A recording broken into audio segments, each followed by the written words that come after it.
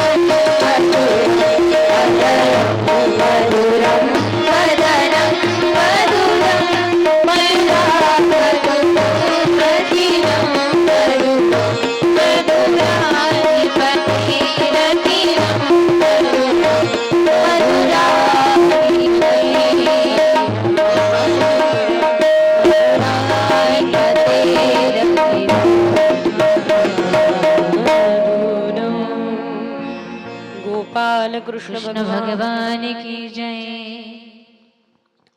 अधरांवरती मुरली ठेवून भगवान मुरलीनाद करताय. एक एक करत गोपिका पुढे येत आहे.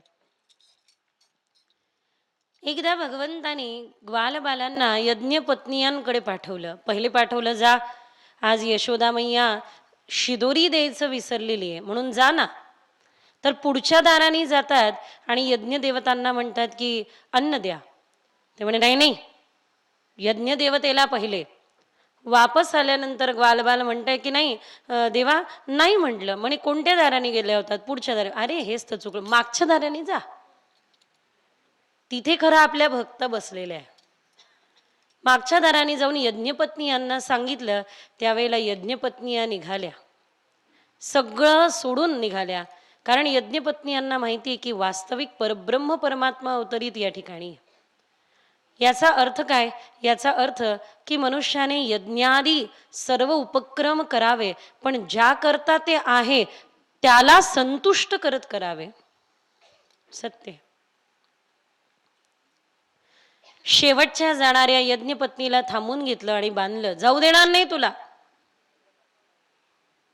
त्यावेळेला ती म्हणते की तुम्ही माझ्या शरीराला अडवू शकतात, माझ्या आत्म्याला थोडी. या सगळ्या अन्न घेऊन तिथे पोहोचताय, पण मात्र मी माझा प्राण घेऊन तिथे पोहोचते. म्हणून स्व इच्छेने स्वप्राणाला तत्क्षण ईश्वर चरणी समर्पित करून तिने कलेवर सोडलं, म्हणजे शरीर सोडलं. ती गोपिका या सगळ्यांच्या पहिले जाऊन देवाच्या चरणाशी विलीन झाली, भगवंताला एकरूप झाली. तात्पर्य या ठिकाणी देहाचं कुठल्याही पद्धतीचं मोल नाही. जे लोक रासलीलेला समजू शकत नाही त्यांनी समजून घ्यावं. एरवी आपण देवाला बोलवतो, पण शरद पौर्णिमेची रात्री भगवान पिता रात्री शरदोत्फुल्ल मल्लिका विक्षरंतु मनश्चक्रे योग मायामुपाश्रित. त्या रात्रीला आपल्या अधरांवरती मुरली ठेवून भगवंतानी एकेका गोपिकेला बोलवलंय. एकेका गोपिकेला देव बोलवत आहे. गोपिका आपलं देहभान विसरून सर्वस्व विसरून देवापुढे जात आहे. कारण गोपिकांना माहिती आहे ज्यांच्या पुढे आपण जातोय ते कोण आहे. एक विनंती करते आपण सर्वांना, ईश्वर भक्तीमध्ये जे बाधा बनत असेल त्यांना सांगा ईश्वर भक्ती करत आहे, पण हां सामान्य जीवापुढे जाताना 10 वेळा विचार करा. पण कथा ऐकायला जायचंय, भक्ती करायला जायचंय, देवदर्शनाला जायचंय, मग त्यावेळेला थोडंसं कणखरवा. सत्य मार्गावरती निघालात की 4 घटना तुमच्या जीवनात घडतात. सगळ्यात पहिले विरोध होतो, विरोधाची सुरुवात तुमच्याच घरापासून होईल. सत्य मार्गावर चालायला निघाले की 4 घटना घडतात. सगळ्यात पहिले विरोध होतो, विरोधाची सुरुवात आपल्याच घरापासून होते. तरीही सत्य मार्गावर चालत राहिलात तर दुसरी घटना घडेल, लोक तुम्हाला वाळीत टाकायलाही कमी करणार नाही, ज्या पद्धतीने माऊलींना दूर केला. तरीही सत्य मार्गावर चालाल तर तिसरी घटना हे घडेल, लोक तुमची बदनामीही करायला कमी करणार नाही, काही बोलतील. तरीही सत्य मार्गावर तुम्ही चालत राहिलात, सोडला नाही, तर चौथी घटना एकच घडेल, तुम्ही जिंकाल, विजयश्री तुमच्या पदरामध्ये पडलेली असेल. बस तो सत्य मार्ग सोडू नका, तो ईश्वरीय मार्ग सोडू नका. गोपिकांनी तेच मनाशी बांधून हृदयाशी धरून गोपिका घरातून निघाल्या. बस सर्वस्व समर्पित करून सर्वस्व विसरून निघाल्या. आणि ज्या वेळेला एक एक एक एक करत गोपिका येऊन पोहोचल्या भगवान गोपाल कृष्णापुढे, त्यावेळेला देवाचे नेत्र बंद आहे, अधरांवरती मुरली आहे आणि डोळे बंद करून मधुर देव मुरलीनाद करत आहे. एक गोपिका दुसऱ्या गोपिकेला म्हणते, ग खरं सांगू, कधी कधी ना मला ही मुरली माझी सवत वाटते. सवत, तुमच्याकडे सवतीला काय म्हणतात?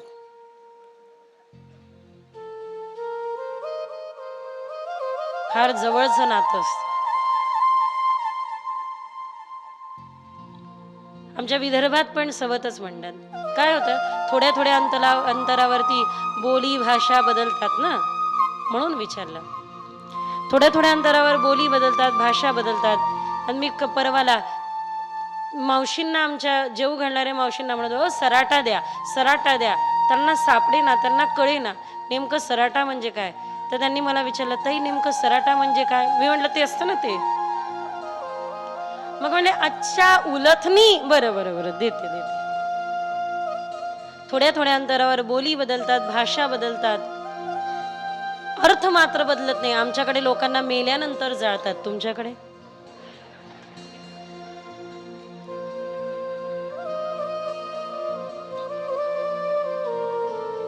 सवत आहे ना सवत. गोपिका म्हणताय काही म्हणा ग, ही मला ना सवतच वाटते, जाळणारी वाटते आपल्याला. का ग असं का. पहा ना, असं वाटतं की जणू देवानी आपल्या अधरांची उशी केलीये, तिला निजवलंय आणि जणू तिची चरण सेवा करताय असं दिसून येत आहे. खरंच तू जे देवाला आपण मनमोहना म्हणतो ना, खरे तो मनमोहना या करता नाही की त्यांनी आपलं मन मोहित केलं. नाही नाही नाही, मन मोहलं म्हणून मनमोहना नाही, तर त्याच्या मनामध्ये आपल्याविषयी मोह ना म्हणून तो मनमोहना. देवाने एकदा डोळे उघडावे, आपल्याकडे पाहावं, तोपर्यंत आपलं जीवन सार्थक होणार नाही. भगवंतानी आपली मुरली बाजूला ठेवली, आपले नेत्र उघडले आणि सगळ्यांवरती तव कृपा कटाक्ष मूलम, भगवंतानी सगळ्यांना पाहिलं, सगळ्या गोपिकांना. आणि देव स्वागत करताय. स्वागतम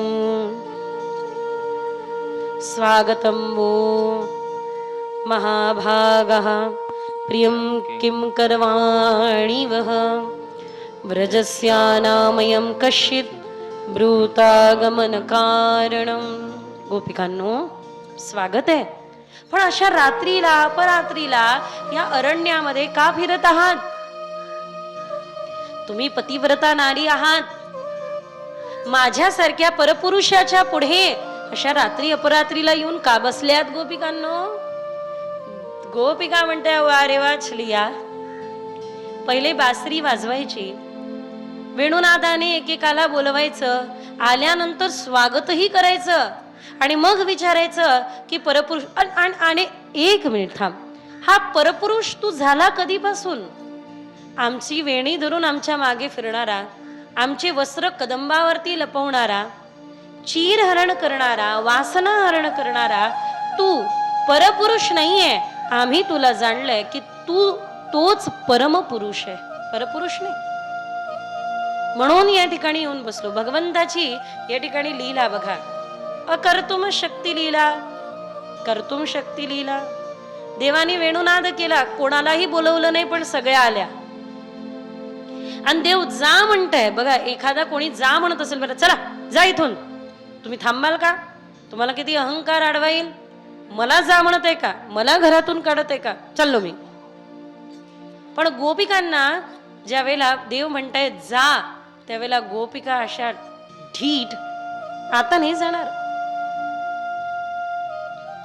शिवरायांचे मावळे गड किल्ले चढायचे त्यावेळेला परतीचे दोरे कापून तिकडे जायचे. म्हणायचे आता परतीचे दोरे कापलेले, लढावे किंवा मरावे. तशा गोपिका म्हणताय देवा तुझ्याकडे येताना परतीचे दोरी कापून आलोय, आसक्ती बंधन सोडून आलोय. हे आता शिल्लक राहिलेलं नाही. ज्यावेळेला गोपिका श्यामसुंदराच्या पुढे येऊन बसल्या त्यावेळेला दोघांमध्ये संवाद झाला आणि भगवान गोपाल कृष्ण समजून सांगतात, गोपिकांनो एक गोष्ट सांगतो. दोषिलो दुर्भगो वृद्ध्यो जडो रोग्यो धनो पिवा पती श्रीभिर्न हातव्यो लोकेप्सुभिरपातकीः. हे बघा गोपिकांनो, कसाही पती असो, रोगी असो, वृद्ध असो, जड असो अथवा निर्धन असो, पण मात्र तुम्ही पातिवृत्य धर्म सांभाळा, हे तुमचा धर्म सांगतं. पतिव्रता धर्म तलवारीवर चालण्या समान आहे. गोपिका हे बघा, मातरः पितरः पुत्रः भ्रातरः पतयश्च वः. या ठिकाणी तुम्ही आलात, ठीक आहे. दृष्टवम वनम, या वनाला पहा किती सुंदर फुललेलं आहे. पण अशा या फुललेल्या वनामध्ये तुमच्या चित्तवृत्तीमध्ये थोडस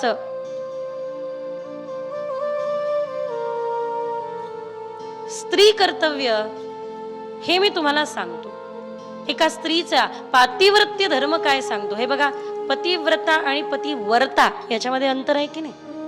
आज पतिव्रता कमी पतिवर्ता जास्त पाहायला मिळते. पतिव्रता याच्यात अंतर काय. एक स्त्री पतिव्रता होती, ती दळण कांडत होती, तिचे पतिदेव आले, अगं पाणी दे जरा. हिचा हात वरती गेला, ही पतिव्रता होती. पतीने मागितल्या पाणी द्यावं म्हणून हात सोडला तर हा ते काय असतं खालचं उखळ वरचं मुसळ हवेतच तरंगत राहिलं. हिने पाणी आणून पतीला दिलं, पतीने पाणी पिलं, हवेत तरंगलेलं ते मुसळ परत एकदा पकडलं आणि कांडायला सुरुवात केली. दळीता कांडीता तुझ गाईन अनंता, दळीता कांडीता तुझ गाईन अनंता.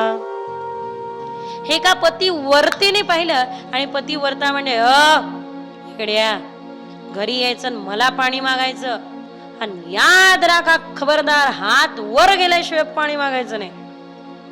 तू म्हणशील तसं. पतिदेव बाहेर गेले, घरी आले, ही कांडत बसलीच होती बिचारी आपली वाट पाहत, कधी येतील कधी नाही, कधी येतील कधी नाही. हिचा हात बरोबर वर गेला. वर गेल्या गेल्या पतिदेवाने ठरवलं होतं पाणी मागायचं. वरती गेला, परत खाली गेला, वरती परत.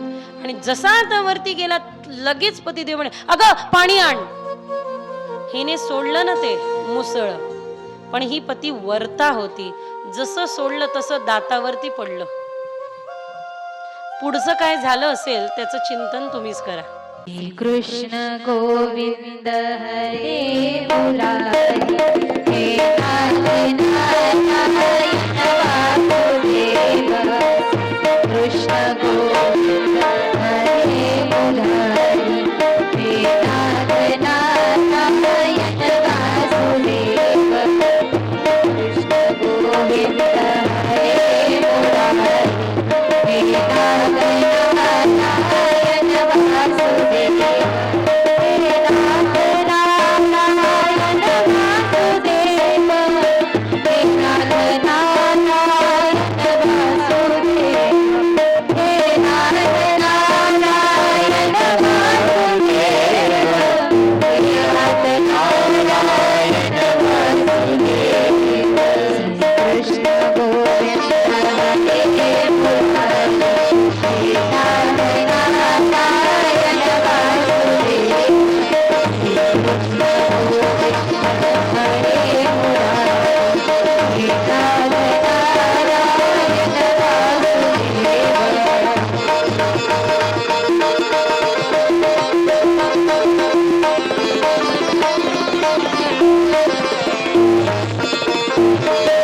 लक्ष्मी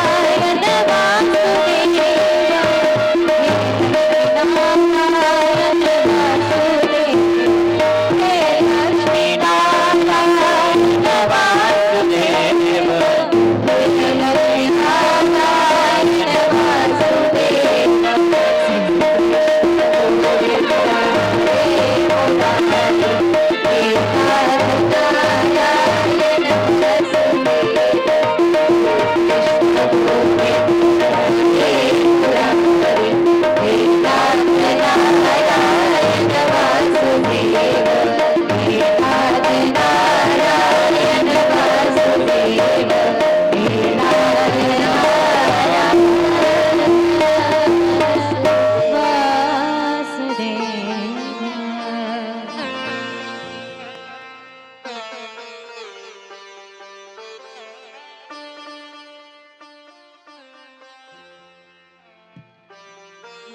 गोपाल कृष्ण भगवान की जय हो. एवढं सर्वांचं प्रेम.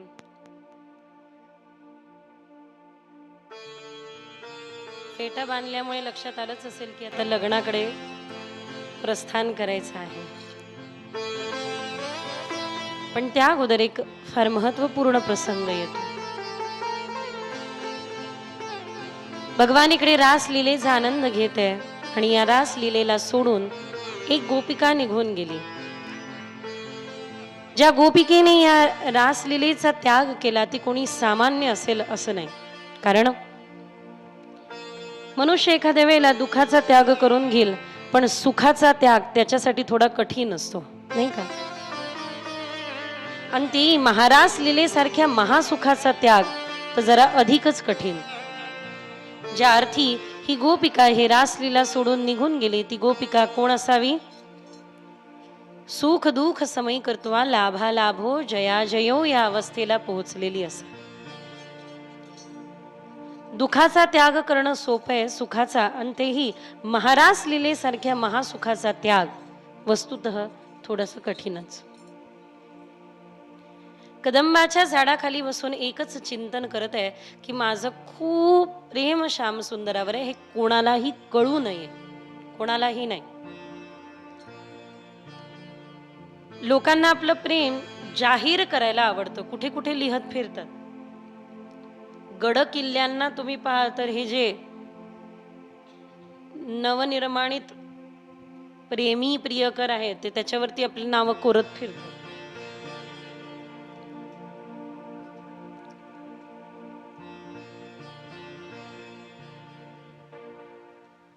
लोकांना आपल्या प्रेमाचा प्रचार प्रसार करायला आवडतो, पण मात्र वस्तुतः प्रेम सारखी इतकी दिव्य वस्तू ही गोपन ठेवण्याची गोष्ट आहे.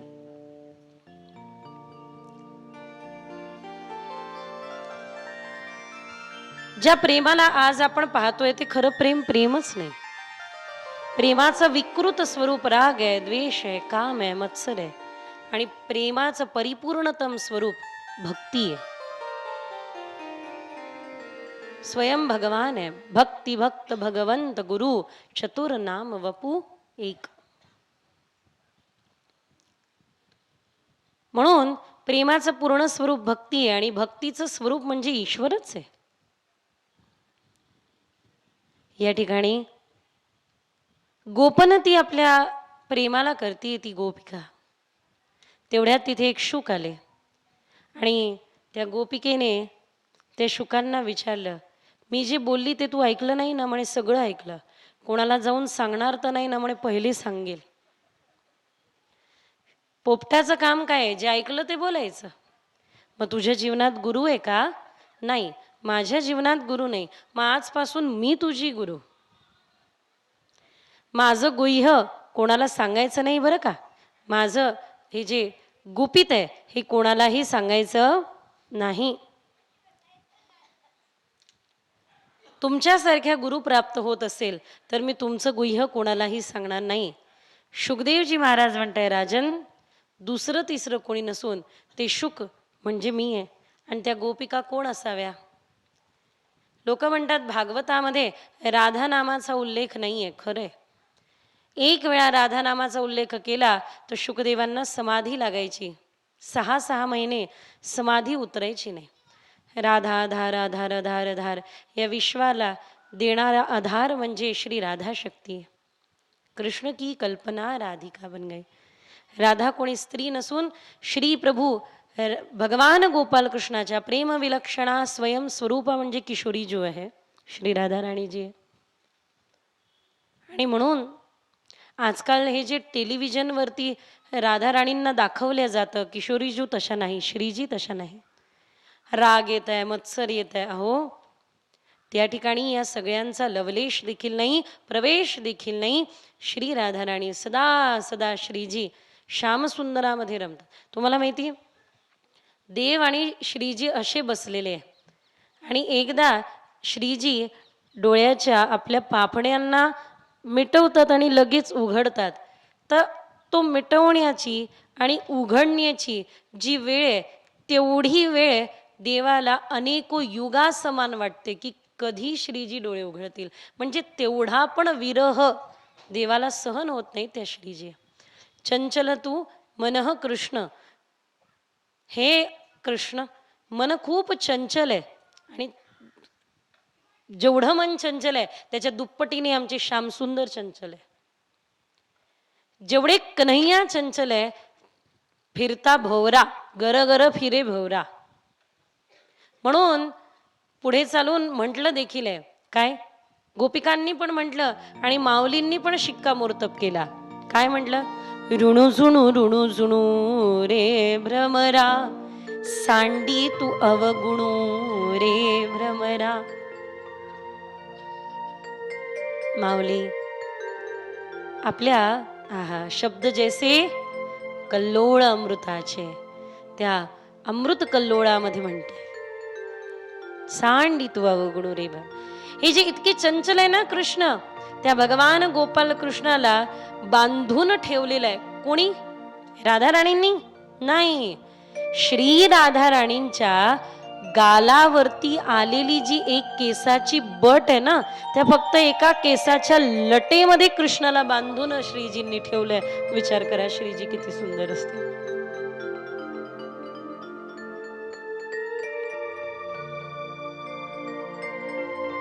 ज्यांच्या चरण नख चंद्राचं दर्शन जरी घडलं तरी समस्त शेष महेश गणेश सुरेश दिनेश हे सगळे जे देवतागण आहे ते एकमात्र श्रीजींच्या स्वरूपाचं दर्शन करणं तर दूर राहिलं, श्रीजींच्या चरणाच्या नखाचं तरी दर्शन व्हावं अशी अपेक्षा करतात. श्याम सुंदर आपल्या मुकुटाचा अग्रभाग श्रीजींच्या पुढे नतमस्तक होत करतात. तर विचार करा श्री राधा राणींचं स्वरूप काय असेल.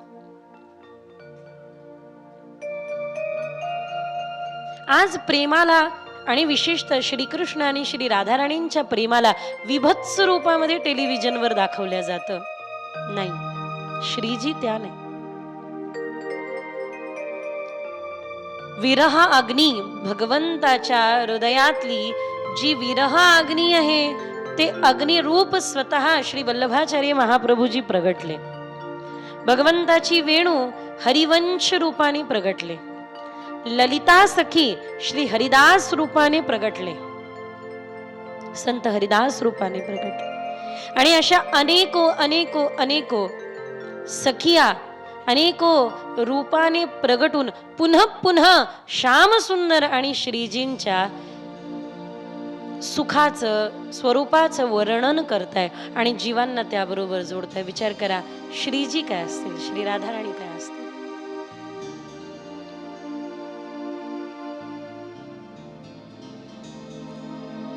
ती गोपिका दुसरं तिसरं कोणी नसून साक्षात श्रीजी. लोक म्हणतात त्यांचं नाव नाहीये कुठे कथेमध्ये, पण जोपर्यंत राधाराणींचं नाव नाही तोपर्यंत भागवतच पूर्ण होत नाही. म्हणून प्रियस्य प्रियम इति सह श्री राधा, श्रेष्ठाचं आपण श्री म्हणून उच्चार करत असतो. जिथे जिथे भगवंतापेक्षाही श्रेष्ठ तत्व उच्चारायचं होतं तिथे तिथे श्री नामाचा उल्लेख आहे. जिथे जिथे श्री नामाचा उल्लेख आहे समजा तिथे तिथे श्री राधा राणींच्या नामाचा उल्लेख आहे. भागवताची सुरुवातच श्री पासून होते, श्रीमत भागवत. भागवताचा आरंभ श्रीजींमध्ये. भावार्थ हाय, शास्त्रार्थ मला नाही माहित, तेवढा अभ्यास माझा नाही, तो तुमचा आहे. पण मात्र माझा भाव हा सांगतो की श्रीजींशिवाय भागवत तर सोडा, श्रीजींशिवाय श्रीकृष्ण चरित्रच पूर्ण नाही. लोक आजकाल विचारतात की श्री राधा राणी कविता करणाऱ्याची कल्पना आहे का?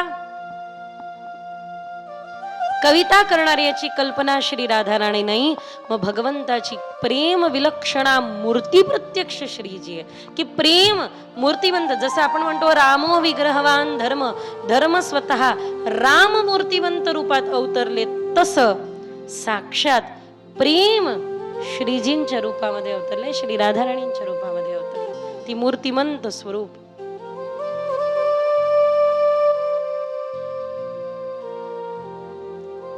काय होतं, श्रीजी मान करतात, ठाकूरजी मनवतात, ठाकूरजी मान करतात, श्रीजी मनवतात. अधिकांश दोघांमध्ये असं ठरलेलं आहे की हे बघा,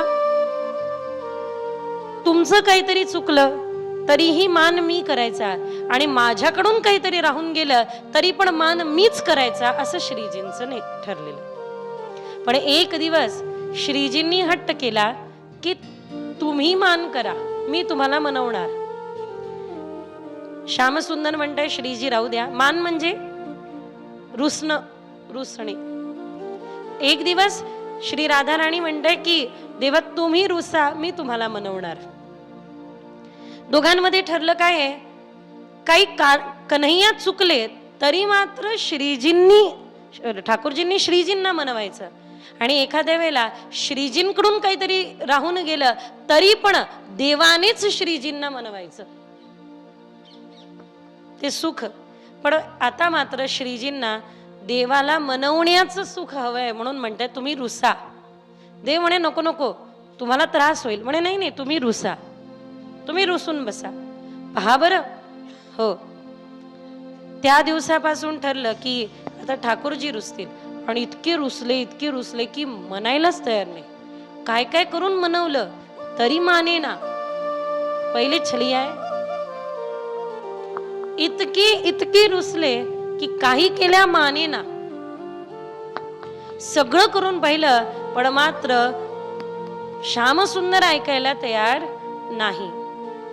1 दिवस झाला, 2 दिवस झाले, 3 दिवस झाले, श्रीजींना दर्शन दुर्लभ झालं. आता मात्र श्रीजींना खूप दाटून विरह आला. श्रीजींची विरहाग्नी म्हणजे महाप्रभूजी. तो विरहाग्नी दाटून आला, दाटून, आणि नेत्रातून अश्रुबिंद यमुना महाराणीमध्ये पडले. यमुना महाराणीने ते झेलले आणि आपल्या बंधू यमराजांना विचारलं की तुमच्या या नरकात असं कोणीतरी आहे का की ज्यांना एवढ्या वेदना असेल. यमराजाने पाहिलं आणि म्हणे अशा वेदना कुणालाच नाही, एवढ्या भयंकर वेदना या अश्रुबिंदूंमध्ये. यमुना राणी त्वरित आल्या आणि त्वरित येऊन श्री यमुनाजी विचारताय श्रीजींना कोणी दुःखी केलं सांगा. श्रीजीन कोण दुःखी करू शकतं, एक मात्र सामर्थ्य कोणात आहे, श्यामसुंदर आहे. श्यामसुंदर म्हणायला तयार नाही.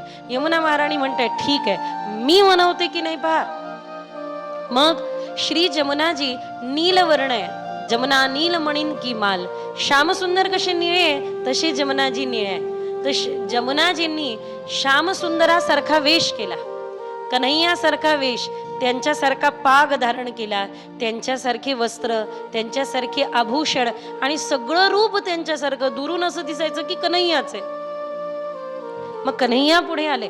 इकडे श्रीजींजवळ श्यामसुंदर बसले. सखींकडून निरोप मिळाला, श्यामसुंदर आले. श्रीजी जवळ हे कोण बसलंय. श्यामसुंदर पुढे येऊन म्हणतात श्रीजी मी खरंय, ते खोटे. जमुनाजी म्हणताय श्रीजी मी सत्य आहे, हा खोटा. श्यामसुंदर म्हणत आहे कोण आहे तू, माझ्यासारखं रूप आहे, माझ्यासारखं वेश आहे. श्रीजी मी सत्य तुम्हाला सांगतोय, मी खरं हा खोट आहे. जमुना महाराणीने थोड्या वेळ ऐकलं आणि नंतर विचारलं आता परत करणार मान, श्रीजींना त्रास देणार. मग लक्षात आलं की या दुसरं तिसरं कोणी नसून श्यामसुंदराच्या वेशामध्ये साक्षात जमुनाजी आहे. म्हणून आजही आमच्या परंपरेमध्ये यमुना श्री पटराणींना श्यामसुंदराच्या वेशात मध्येच पाहिल्या जातं. जसं जसं श्रीनाथजींचा पाग आहे, जसं श्रीनाथजींचं स्वरूप आहे, तसं आमच्या जमुनाजींचं स्वरूप आहे, तसा त्यांचा वेश आहे, तसं त्यांचं स्वरूप आहे. मग हा जो वेश होता तो जमुनाजींनी परत केला आणि म्हणताय की श्यामसुंदर फक्त तुम्हाला परत श्रीजींची भेट घालून द्यायला, दोघांनाही परत आलिंगन देण्याकरिता, दोघांची परत भेट घालून देण्याकरिता फक्त हे सगळं मी नाटक केलं. पण आता या वेशाचं काय करू. त्यावेळेला श्यामसुंदर म्हणतात की हा वेश इथेच राहू द्या.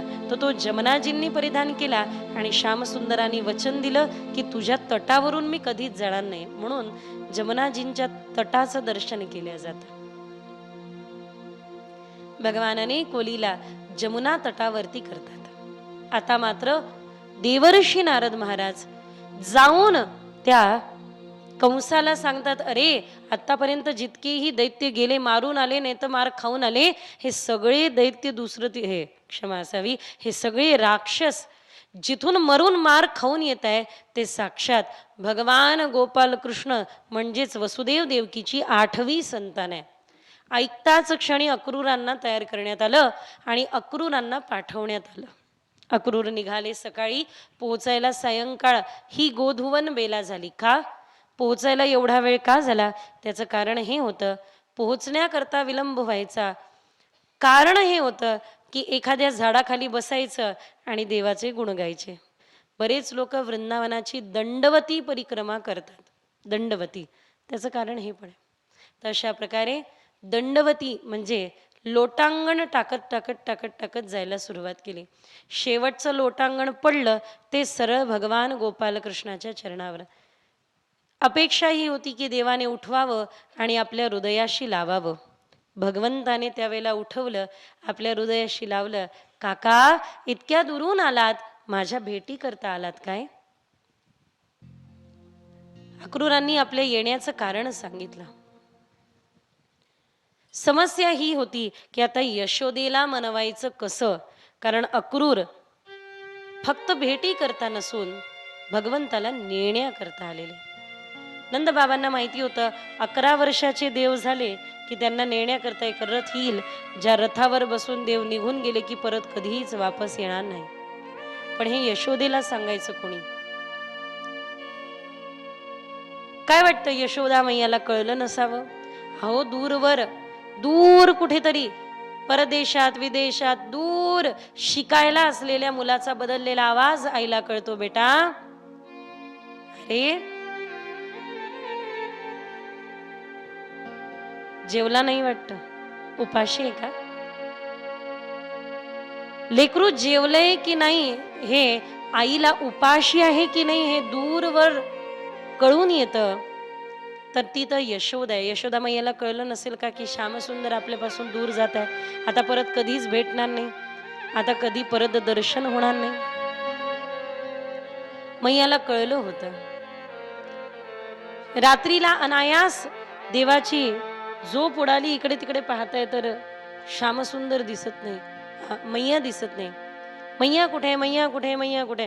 झोपेतून उठलेल्या लेकराला काही नसतं पाहिजे, फक्त एकच, मैया. मैयाला शोधत शोधत शोधत शोधत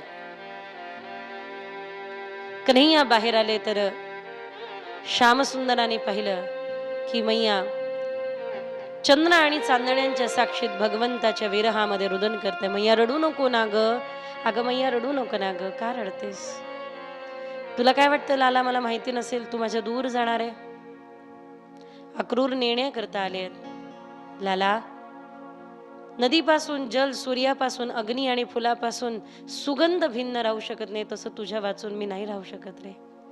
या करता नाही की तू माझ्या म्हातारपणाचा आधार आहे, या करता नाही की तू मला काही सांभाळशील, फक्त या करता की तू माझा प्राण आहे, सर्वस्व आहे. अरे लेकरा, एवढूस लहानसं ज्या वेळेला मी तुला माझ्या हृदयाशी लावलं आणि त्या अमृतधारांचा तू पान करायचं ना, ज्या वेळेला लेकरू आईचं दूध पित असतं ना, त्यावेळेला वात्सल्य त्या अमृतधारा आईला आणि लेकराला वेगळं ठेवत नाही, एक करतात. या हृदयीचे त्या हृदयी असं प्रेम प्रगटत असतं. लेकरा, या अमृतधारांचं पान करत असताना मला असं वाटायचं की तू मी आहे आणि मी तू आहे, तू माझं सर्वस्व आहे. लाला, अरे तुला कसं जाऊ देऊ शकते मी? तुझ्या वाचून जगण्याचा विचारही करू शकत नाही मी. लौकिक संसारामध्ये आईचं प्रेम एवढं असतं तर विचार करा त्या यशोदा मैयाचं प्रेम किती असतं. तरीच गोपिका म्हणायच्या त्या काळ्या सावळ्याला जीव लावू नको, एक दिवस तो तुला सोडून जाईल. मी म्हटलं का ग? कारण तू तुझ्या गर्भातून जन्म नाही ना दिला. लाला, मी तुझी जन्मदाती आई नाहीये, पण मात्र हवं असेल तर मला दासी समज, पण सोडून नको जाऊनारे. आज श्यामसुंदराच्या नेत्रात अश्रुधार आहे, यशोदा मैयाला दासी म्हणावं संभव तरी आहे? मैया कन्हैयाकडे पाहताय, कन्हैया मैयाला म्हणताय की मैया, अगं यशोदा कळणं तर दूर राहिलं, यशोदा नावाचा अर्थ जरी कळला ना तरी त्याचा भवसागर मी पार करून देईल. ती यशोदा आहे, माझी मैया आहे. हे सुख तू मला दिलंय. अगदी कधीतरी दैवत्वाचं दर्शन जरी झालं तरी यशोदा मैया विसरून जायच्या. का विसरायच्या? कारण देवाला दैवत्वाचं वात्सल्याचं सुख मैयाला द्यायचं. मैयाच्या मनामध्ये हा देव आहे, ही भूमिका झाली तर प्रेम कसं निर्माण होईल? गोपिकांना माहिती होतं जर गोपिकांना माहिती नसतं की ते देव आहे तर गोपिका गोपी गीतामध्ये म्हटल्याच नसत्या. जयति तेधिकं जन्मना व्रज श्रयत इंदिरा शाश्वतत्रही दैत दृश्यतां दीक्षुतावकाश त्वयि धृता तव स्वामी चिन्वती. गोपिका रास लीलेमध्ये ज्या वेळेला देव सोडून जातात त्यावेळेला म्हणतात, विचार करा, एकदा द्वारकेमध्ये असताना देवाला रोग झाला. झाला कशाचा? नाटकच केलं. देवर्षी नारद महाराज म्हणतात, देवा काय होत आहे? म्हणे डोकं दुखतंय. काय करायचं? माझ्या भक्ताची चरण धूळ. म्हणे मी काही औषध शोधू का? म्हणे नाही, औषध मला माहितीये, मी सगळी कला विद्या वाचले. औषध मला माहितीये. भक्ताच्या चरणाची धूळ माझ्या डोक्याला लावली की माझं डोकं थांबेल. आले ना नारद. पहिले विचार केला 16,108 पत्नी आहे, याच भक्त असेल. विचारलं, तुम्ही देणार का चरण? हे नारदजी, आम्हाला नरकात पाठवताय काय? नाही भेटणार. ब्रह्मदेवाला विचारलं. ब्रह्मदेव तर दुरूनच मोठे डोळे करून पाहिले. नारद, माझ्या सत्यानाशाचा विचार करून आलात काय?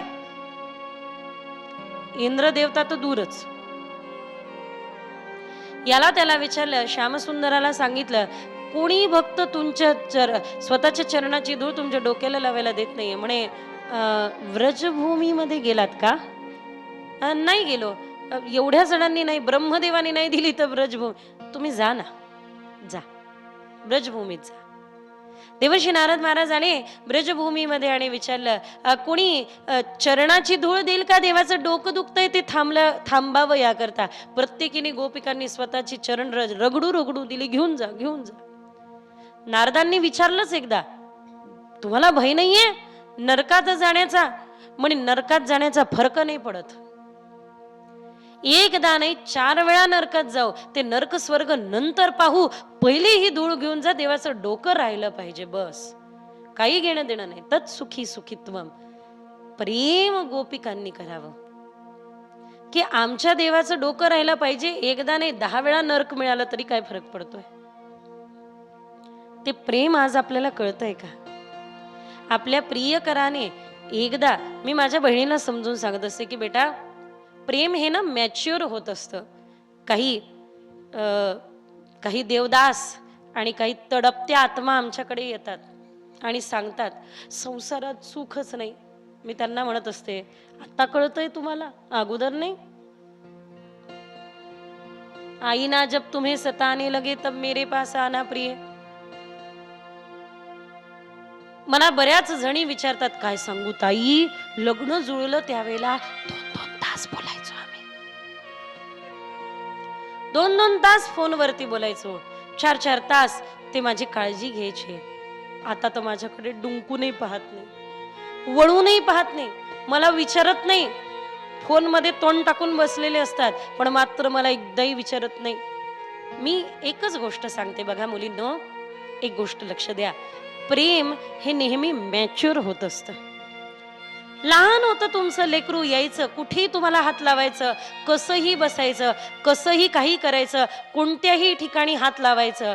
पण तेच बाळ ज्या वेळेला मोठं होतं त्यावेळेला तो कुठेही हात लावत नाही, कसंही बसत नाही, तुमच्याशी कसंही वागू शकत नाही. म्हणजे काय प्रेम कमी झालं का? नाही नाही, आईच्या मनात प्रेम तेवढंच आहे. पण आता बाळ मोठं झालंय ना, म्हणून कुठेही हात लावता येणार का? कसंही वागता येणार का? नाही नाही, प्रेम मॅच्युअर झालंय. प्रेम हे नेहमी मॅच्युअर होत असतं आणि झालं पाहिजे. नाही तर प्रेमाचं विकृत स्वरूप राग, द्वेष, मत्सर निर्माण होतो. काही काही बघा, पहिले खूप प्रेम असतं आणि मग ज्या वेळेला लक्षात येतं की आपल्याला भेटत नाहीये ना, समोरच्याकडून आपल्याला भेटत नाहीये ना, मग त्यांच्या मनामध्ये राग निर्माण होतो, द्वेष निर्माण होतो, वैर निर्माण येतं आणि अक्षरशः मग प्रेमाची अपेक्षा सुरू होते, प्रेमाची भीक मागायला सुरुवात होते. आणि एकदा की ते प्रेमाची भीक, प्रेमाची अपेक्षा पूर्ण झाली नाही की समोरच्याला अपमानित करायला पण वेळ लागत नाही. एक गोष्ट सांगू, प्रेम याला म्हणतात. प्रेम आहे तत्सुखी सुखित्वम. बाबा, तुझी जिथे प्रसन्नता आहे तिथं राहा. तुझं अकल्याण होऊ नये, तुझं कल्याणच हो. ज्या ठिकाणी तुमची प्रसन्नता आहे आणि सगळ्यात महत्वाचं ज्या ठिकाणी तुमचं उत्थान आहे त्या ठिकाणी तुम्ही राहा. प्रेम हे नेहमी मॅच्युअर होत असतं. सुरुवातीला तुम्ही खूप बोलत असाल पण ते हळूहळू बोलणं कमी होतं. काही दिवसांनी बघा पती पत्नी बोलत काही नाही पण काळजी मात्र सगळी असते. बायको फोन करायची पतीला, कुठे आहे? घरी आहे, घरी. मिक्सरचा आवाज द्या. गरगर गरगर गर. हा ठीक आहे. बायको माहेरी गेली, परत 2 तासांनी फोन केला, कुठे? तुम्ही जे पारख ठेवताय, लक्ष ठेवताय, संशय मनात आहे, कुठे? घरी आहे, घरी घरी घरी. हा मिक्सर वाजून दाखवा जरा. परत मिक्सर. हा ठीक आहे ठीक आहे. परत 4 तासांनी फोन, कुठे? घरीच आहे ग, मिक्सर वाजून दाखवा. सरप्राईज देण्याकरता पत्नी मध्येच न सांगता घरी येते आणि घरी आल्यानंतर घरच्यांना विचारते, कुठे माझे पतिदेव? 2 दिवस झाले घराच्या बाहेर गेलाय, मिक्सर सोबत घेऊन गेलाय. माहिती नाही कुठे गेलाय, मिक्सर सोबत घेऊन गेलाय. विनोदाचा भाग वगळला, नात्यांमध्ये घुटमळ सुरू होऊन जाते. ते नातं मग दम कोंडून मरायला सुरुवात होते. आमची काल परवा चर्चा होत होती, नात्यामध्ये 2 गोष्टी आवश्यक आहे, स्नेह आणि सम्मान आणि स्वतंत्रता. थोडं स्नेह, थोडं सम्मान आणि थोडी स्वतंत्रता. गोपिकांची अवस्था बघा काय. भगवंतावरती अनंत प्रेम आहे. ज्या वेळेला गोपिकांना कळलं की देव आपल्याला सोडून जात आहे त्यावेळेला गोपिकांची अवस्था काय झाली असेल. यशोदा मैयाची ही अवस्था आहे. देव अक्षरशः नेत्रातून अश्रुधारा व्हायला लागल्या, देव रडू लागले. प्रेम म्हणजे देवाच्या डोळ्यातले अश्रूच असावे नाही का. मात्या पित्याचं प्रेम हे देवाला वैकुंठामध्ये भेटलं नसतं एवढं मात्र नक्की. मी हात जोडून विनंती करू इच्छिते आपण सर्वांना, नाही देवपूजा घडली काही हरकत नाही, मोठ्या मोठ्या तीर्थांमध्ये नाही जाणं झालं काही हरकत नाही, पण देवाने जे आपले 2 रूप पाठवले ना, आई आणि वडील, त्यांना दुखवू नका. हात जोडून विनंती. मी म्हणणार नाही की तुम्ही पाणी घ्या आणि रोज त्यांचे पाय धुवा, नाही म्हणणार. पाणी घ्या आणि रोज त्यांचे पाय धुवा असं मी म्हणणार नाही, पण तुमच्या वागण्याने त्यांच्या डोळ्यात पाणी येऊ देऊ नका असं मात्र म्हणेन. विश्वास ठेवा, पांडुरंगाच्या दर्शनाला आई वडिलांच्या सेवा न करता दुखवून जाल तर तिथे फक्त काळा पाषाणाची मूर्ती दिसेल. मोहिनी राजांच्या दर्शनाला आई वडिलांची सेवा न करता याल तर फक्त काळ्या पाषाणाची मूर्ती दिसेल. आई वडिलांची सेवा करून पंढरपुराला जाल, आई वडिलांची सेवा करून मोहिनी राजांच्या दर्शनाला याल तर साक्षात पांडुरंग परमात्मा उभा दिसेल, आलिंगन द्यायला पुढे धावत येणार. कोण नव्हे ती कुठेतरी नवीन आलेली सून. मी अकोल्याच्या वृद्धाश्रमात गेले त्यावेळेला एक महिला सांगत होते. मी त्यांना म्हटलं, मावशी तुम्ही इथे का? तर बोलू लागल्या, काय सांगू ताई, काय सांगू तुम्हाला सांगा. दुसरी म्हणे, अगं बोल ताई, आपले बोल बोल दीदी, आपलेच आहे. दीदी मी एक दिवस मुलाला वाईट बोलले, त्यांनी चांगलं राहावं याकरता बोलले. काय भरून दिलं कुणास ठाऊक पत्नीने त्याच्या. मी आल्यानंतर थेट माझ्या अंगावरती हात उगारला. मी गाठोड उचललं आणि या वृद्धाश्रमात निघून आले. मुलांनी आमच्या अंगावरती हात उचलावा याच्यापेक्षा मोठं दुःख अजून काय असू शकतं. सगळं सगळं व्यर्थ आहे जर मात्या पित्याची सन्मान करत नसाल तर. एक गोष्ट सांगू, या सुखासाठी देव ललायत झाले. मी आवर्जून या प्रसंगावर बोलत असते की भगवंतालाही जे मात्या पित्याचं सुख भेटलं नाही ते तुम्हा मला भेटत आहे. डोक्यावरून ते छत्र निघून जातं ना त्यावेळेला दुःख होतं. माझ्या एका कथेमध्ये नारायणगावच्या एक मंडळी आले आणि त्या परिसरातला अतिशय विद्वान आणि फार उत्कृष्ट व्यक्ती, फार पोहोचलेला व्यक्ती आला आणि पाय धरून रडू लागला. म्हटलं, रडताय कशाला दादा? म्हणे, माझे आई वडील मरेपर्यंत मी त्यांच्याशी 5 वर्ष बोललो नाही. का तर माझ्या भावाला थोडं जास्त धन गेलं. अहो काय फरक पडतंय, किमान त्यांनी जन्म दिला, हे काय कमी आहे का?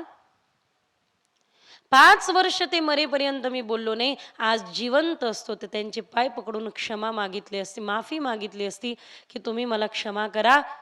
पण मात्र छत्र निघून गेल्यानंतर वेळ, ते म्हणतात ना, कल करे सो आज कर, आज करे सो अब. समय निघून चाललाय, मग त्यांना काही अपेक्षा नसते हो. तुम्ही फक्त प्रेमाने बोलावं आणि त्यांची सेवा करावी, एवढं त्यांची अपेक्षा असते, दुसरं काही नाही. जे लहानपणी लेकरू मला सगळं येऊन सांगायचं, माझ्याशी बोलायचं, माझ्या सुखदुःखांना मला सांगायचं, आज ते लेकरू 10-10, 15-15, 20-20 दिवस होऊन जातात, पण माझ्याशी बोलत देखील नाही. याचं दुःख माता पित्याला सर्वात मोठं असतं की अरे बाबा माझ्याशी बोल तर खरं. एकदा तर मला विचार की आई तू ठीक आहे ना, तुला काही त्रास आहे का, बाबा तुम्हाला काही त्रास आहे का? जिवंतपणी मेल्यागत वाटतं त्या मायबापाला, ज्या वेळेला त्यांचा पुत्र कुपुत्रासारखा वागतो त्यावेळेला. हे बघा, या जन्माला आल्यानंतर त्यांना विचारा, ज्यांच्या डोक्यावरचं ते माझे वडील कायम मला म्हणायचे, बेटा तुला त्रास देणाऱ्याला पाताळातून शोधून काढेल. मी म्हणत असते या ना आता खाली. ते छत्र हिरावून गेलं ना, त्यावेळेला मात्र ते छत्र हिरावून गेलं, त्यावेळेला मात्र लक्षात आलं की त्याचं महत्व काय होतं. पोरकं करून जातात, मग कोणी नाही राहत तुमच्या पाठीशी.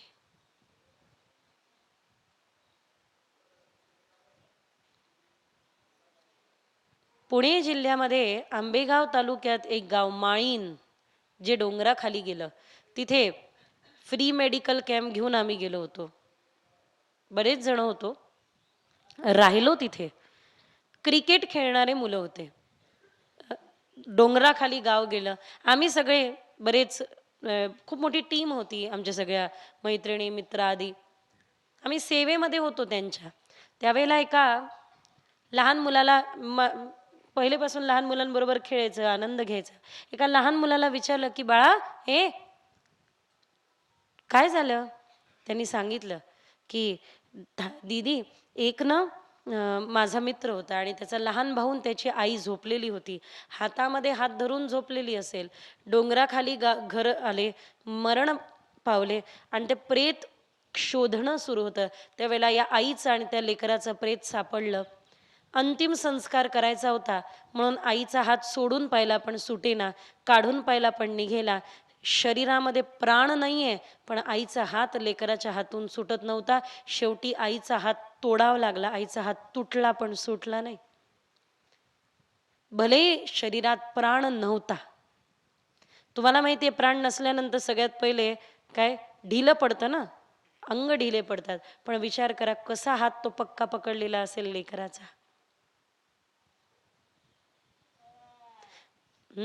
जमलं. गोपाल कृष्ण भगवान की. आता ते पण म्हणताय की लवकरात लवकर चला. भगवान गोपाल कृष्ण रथारूढ झाले. सगळ्या गोपिका देवाच्या विरोधात, भगवंताच्या विरोधात एकच स्वर काढताय, हा की देवा थांबून जा, जाऊ नका, जाऊ नका, इकडे लक्ष द्या, असू द्या, चला इकडे लक्ष द्या, देवा आता दूर जाऊ नका. पण मात्र देवांना थांबणं एवढं शक्य नव्हतं. जे अवतार कार्य करायचंय ते करणं भाग होतं. देवाला जावंच लागणार, गोकुळ सोडून हे अनिवार्य होतं. गोपिकांच्या नेत्रातून अशा अक्रूरा चांडाळा, अरे नाव तर अक्रूर आहे पण का असं क्रूर होत.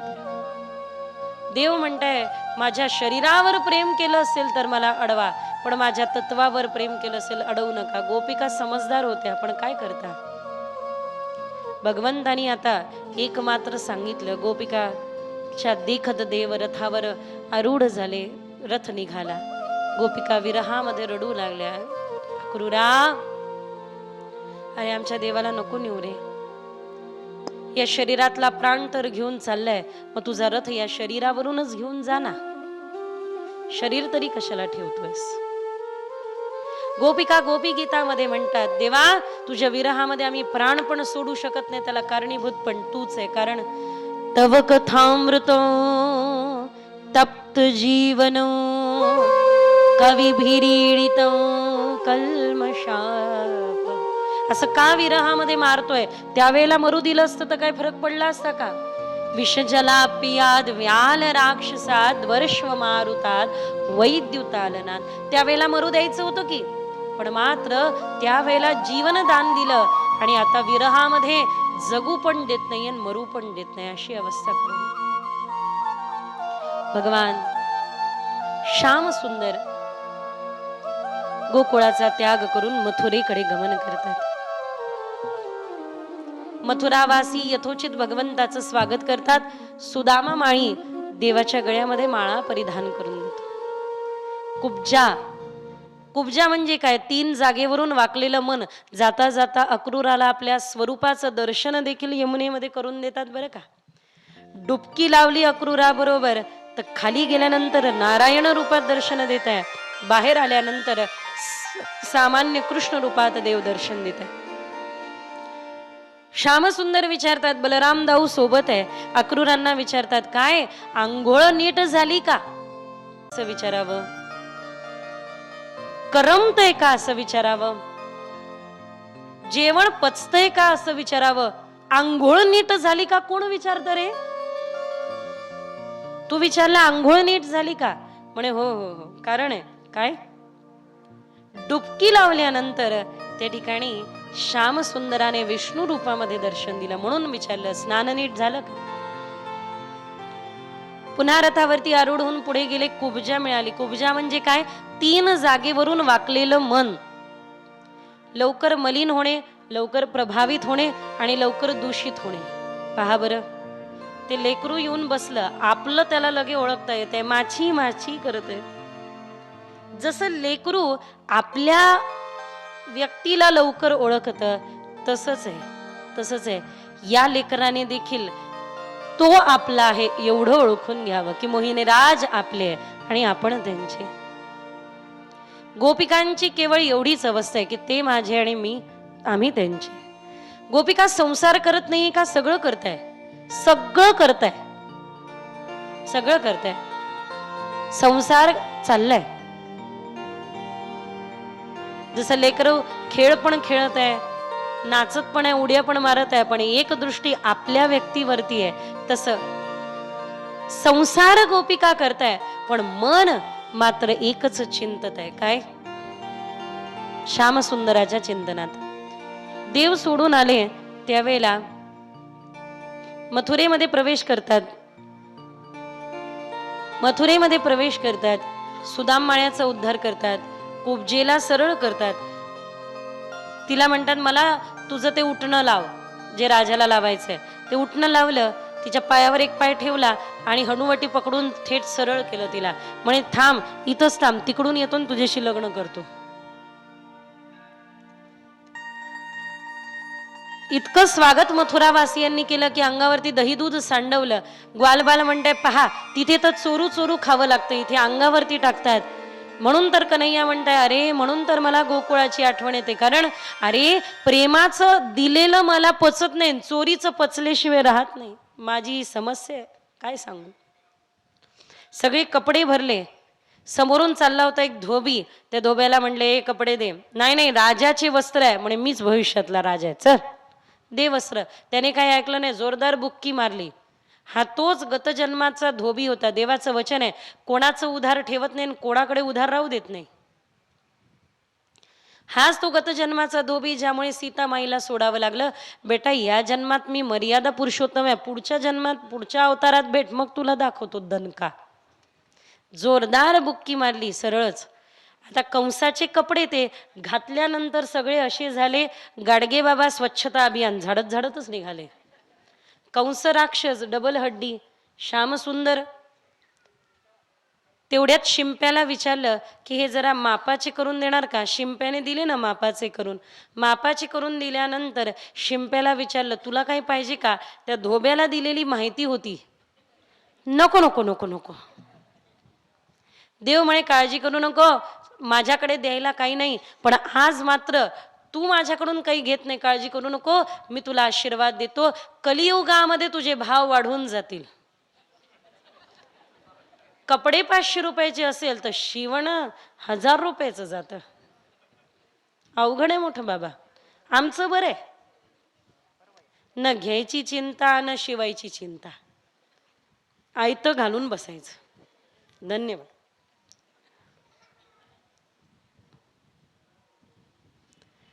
अशी लीला करत श्याम सुंदर पुढे गेले. तिथे धनुष्य ठेवला होता. सांगितलं होतं कंसाला, हा धनुष्य तुटला की समजायचं तुझा काळ आला. विचारलं त्या काय ते बाजूला उभे होते ते काय म्हणतात त्यांना, सैनिकांना विचारलं, मी याला हात लावू का, हात लावू. सैनिक म्हणतात हे दूर हो बाजूला. बलराम दाऊ म्हणतात जाऊ द्या, लहानसं लेकरू आहे, हात लावेन बाजूला होईन. लहानसं लेकरू हे. माऊली फार गोड शब्दात म्हणतात, मामा मारू गेलासी आपटीले गजाशी, मल्ल युद्ध खेळलासी हु तू तू तू तू. हेच 16 सहस्र भोगीशी ब्रह्मचारी म्हणवीसी, गोपिकांच्या घरी जाशी छी छी छी छी छी. इतकं सुंदर गोड गातात माऊलींचे शब्द. प्रज्ञाचक्षु मधुराद्वैताचार्य गुलाबराव महाराजांनी गायले. 16 सहस्र भोगीशी ब्रह्मचारी तरीही म्हणवीसी, गोपिकांच्या घरी जाशी छी छी छी छी छी. हे बरोबर नाही लाला. असं लहानसं लेकरू जरी दिसत असेल तरी हे कोण आहे, नखलू गोपिका नंदनो भवान. गोपीगीत तिथे घेतलं नाही, पण आपण प्रत्येक कथा सांगितली आणि त्याचा विस्तार गोपीगीताने केला.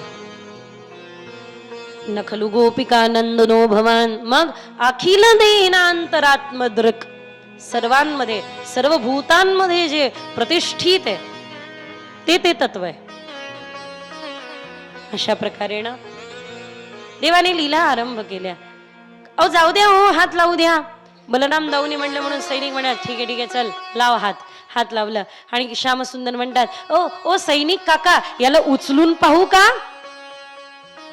ला मोठा उचलणारा, नाही नाही उचलायचं नाही. बलराम दाऊ म्हणतात जाऊ द्या हो, लहानसं लेकरू उचलून पाहिन. उचलून भगवंतानी वरती केला. सैनिक कौतुक पाहताय, पहा पहा कसं लेकरू, हा एवढा मोठा धनुष्य उचलला. आणि हळूच देव म्हणतात ओ सैनिक काका, याला मोडून पाहू का. असं म्हणलं, धडकन मोडला. कंसाला कळलं धनुष्य कृष्णाने तोडला. त्याला कळलं होतं काळ जवळ आणला. आपटीले गजाशी मल्ल युद्ध खेळलासे. गजाला आपटलं, परत आलाच नाही तो. त्यानंतर चाणूरमुष्टिक तोष परतोषांबरोबर मल्लयुद्ध खेळले आणि देव पुढे धावत गेले. कंसाला खाली खेचलं, एका मुष्टिकेचा जोरदार प्रहार केला आणि राजा, नारळ घ्या ना नारळ. धन्यवाद. हे 255 वर्ष इथे कथा सुरू आहे, याचं प्रतीक हे आहे की पहिलेच नारळ हातात तयार आहे. एक मुष्टिकेचा प्रहार जोरदार कंसावरती केला आणि जसा प्रहार केला गोपाल कृष्ण भगवान की. राजा कंसाचा एका प्रहारात वध झाला. धन्यवाद. हात पुढे करा, हात करा. मला भगवत कृपेने असं ज्योतिष्य दिलेलं आहे की मी एक साथ तुमच्या सगळ्यांचं भविष्य सांगू शकते. पहा पहा, हात पहा, दुसऱ्याचा नाही स्वतःचा. माझ्या तोंडाकडे पाहू नका, स्वतःच्या हाताकडे पहा. हातांवरच्या रेषांना पहा, बोटावरच्या रेषांना पहा. पहा नीट पहा. हाताची मुठ्ठी बांधा. प्रिय माझ्या समस्त धगधगत्या रक्तातून काहीतरी ज्वलंत करून दाखवणाऱ्या मित्रमैत्रिणींनो, आपलं संपूर्ण आयुष्य या हातांवरच्या रेषांमध्ये आहे की नाही माहिती नाही, पण मात्र या पुरुषार्थाच्या मुष्टिकेमध्ये आहे एवढं मात्र नक्की. ही मुठ्ठी आहे पुरुषार्थाची. पुरुषार्थ करा. पुरुषार्थ केल्याशिवाय राहू नका. 5 5 आहे पुरुषार्थ: धर्म, अर्थ, काम आणि मोक्ष. चतुर्विध पुरुषार्थ सांगितलाय. आणि 5वा पंचम परम पुरुषार्थ आहे आणि तो आहे भक्ती. 5वा जो आहे तो परम पुरुषार्थ आहे भक्ती. हे पंच पुरुषार्थ अवश्य करा. राजा कंसाने आपल्या आई वडिलांना कारागृहातून सोडवलं. मला तरी असं वाटतं हीच व्याख्या आहे. कंस म्हणजे कोण? जो आपल्या आई वडिलांना तुरुंगामध्ये टाकतो तो कंस. जो आपल्या आई वडिलांना यातना देतो तो कंस. जो आपल्या आई वडिलांचं हृदय दुखवतो तो कंस. जो आपल्या आई वडिलांची सेवा करत नाही तो कंस. आणि जो आपल्या आई वडिलांना तुरुंगातून बाहेर काढतो ते म्हणजे कृष्ण. कंस बनायचं कृष्ण बनायचं तुम्ही ठरवा. भगवंताने स्वतःच्याही आई वडिलांना तुरुंगातून बाहेर काढलं वसुदेव देवकीला. आणि राजा कंसाने स्वतःच्याही आई वडिलांना तुरुंगात ठेवलं होतं. पहा, काही लोक मोठे विचित्र असतात. तुमच्या वागण्याने त्यांच्या डोळ्यात पाणी येऊ देऊ नका. मी नाही म्हणणार की पाणी घ्या आणि त्यांचे पाय धुवा. नाही, प्रॅक्टिकल पण नाही, शक्य पण नाही. मुलं कुठे असतात, आई वडील कुठे असतात, पण किमान आपल्या वागण्याने त्यांच्या डोळ्यात अश्रू येऊ देऊ नका, पाणी येऊ देऊ नका. माझी आई मी खूप भांडतो, खूप. तिने काळजी घ्यावी स्वतःची याकरता मी कायम तिला म्हणत असते. एक दिवस मी बोललीच नाही तिच्याशी. बीपी वाढला होता तरी पण मात्र अखिल भारतीय अथांतो घुमक्कड जिज्ञासाची अध्यक्ष आहे माझी आई. हे जे 50% बसनी दिलं ना, 50%, त्यावेळेपासून तर तिचा पाय घरी थांबतच नाही. ती आजार पाहतच नाही. बीपीचा त्रास आणि तरी पण मात्र अथांतो घुमक्कड जिज्ञासा करत करत फिरत राहायचं. मी तिच्याशी बोलत नव्हती, ती माझ्याशी बोलत होती. पण मात्र मी तिच्याशी बोलत नाही म्हणून मग माझ्या सोबतच्या मुलीला म्हणते, सांग तिला भागवताला चालली, आसन घेतलं का, विचार तिला, विचार. मग मी त्या मुलीला सांगितलं, सांग तिला घेतलं म्हणावं. परत माझ्यासोबत, लवंग घेतली का सोबत, हे मागावं लागत नाही, ती असताना ती काळजी घेते सगळी. गुळ घेतला का सोबत, सांग तिला, विचार विचार. मी म्हटलं सगळं घेतलंय सोबत, सांग तिला. हे प्रेम आहे. तुझं माझं जमेना आणि तुझ्या वाचून करमेना.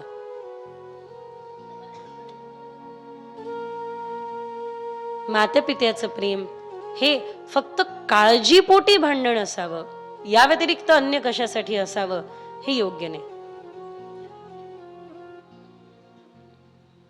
गोपाल कृष्ण भगवान की जय.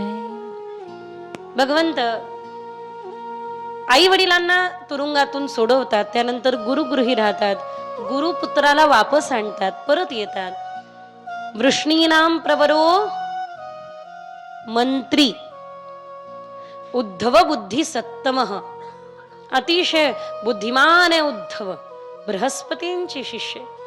उद्धव कृष्णाला विचारतात, प्रभू तुम्ही का नाराज? त्यावेळेला भगवंताने उत्तर दिलं, उद्धव याद ब्रज की बहुत सतावे, क्या करू उधो. हे उधो, हे बघा ब्रज भाषेमध्ये उधो म्हणजे उलट, सुधो म्हणजे सरळ. उधो याद ब्रज की बहुत सतावे, क्या करू. मुली पण म्हणत असेल, ताई एवढ्या कथा पहिल्यांदाच ऐकल्या. त्याचं कारण आहे, बाकीच्या ठिकाणी काय होतं की रुक्मिणी स्वयंवराला म्हटलं की तिथूनच वाजंत्री वाजवायला सुरुवात करतात, वेळ झाली की झाकी आणायला सुरुवात करतात. खरे श्रोता जर का मला कुठे मिळाले ना तर ते नेवास्यात मिळाले. पोट भरतंय माझं, मला पण समाधान मिळतंय. उद्धवा याद ब्रज की बहुत सतावे, क्या करू उधो, ऐसा कोई ज्ञान बताओ, काम बने सब सीधो. असं काहीतरी ज्ञान सांग ना उद्धवा तुझं, की ज्याने सगळं नीट होऊन जाईल. फार आठवत ब्रज उधो मोहे ब्रज बीसरत नाय, एहो विधना तोपे अचराप वसार मांगो, जन्म जन्म दीजो याही ब्रज बसिवो. विधात्याला कदाचित श्याम सुंदर भगवंत म्हणतात वृंदावनम परित्यज्य पादमेकम न गच्छति, मी एक पाऊल सोडून देखील वृंदावनाच्या दूर जात नाही. पण वृंदावनाचे भक्त उपासक ते दैवी जीव एकच प्रार्थना करत असतात. काय प्रार्थना असते? गोवर्धन की रहिये तरेठी गोवर्धन की रहिये, नित प्रतिमदन गोपाल लाल के चरण शरण चित गहिये, ब्रज रज तन पुलकित लोटत गोविंद कुंड में नहीं है. कि बस तरेठी गोवर्धन की रही है. चतुर्भुज दास, परिस्थिती थोडीशी हालाकीची होती म्हणून महाप्रभूजींनी गुसाईजींनी पाठवलं, थोडंसं बाहेर जा, याज्ञिकी करा, पौरोहित्य करा, थोडेफार पुराण वाचा, धनसंचय होईल, तुमचा परिवार चालेल म्हणून पाठवलं. थोडंसं दूर गेले चतुर्भुजदास ब्रजभूमीच्या, इतके विव्हल झाले, रडू लागले आणि म्हणू लागले,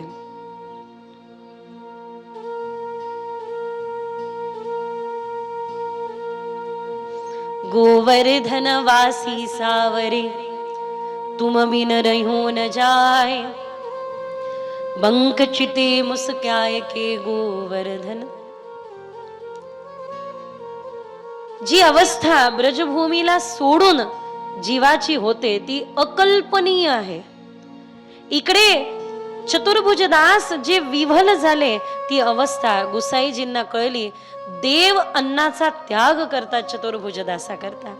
म्हणताय अरे बाबा, जेवढा विव्हल चतुर्भुजदास आहे तेवढेच विव्हल स्वतः गिरिराज जी आहे, गोवर्धन.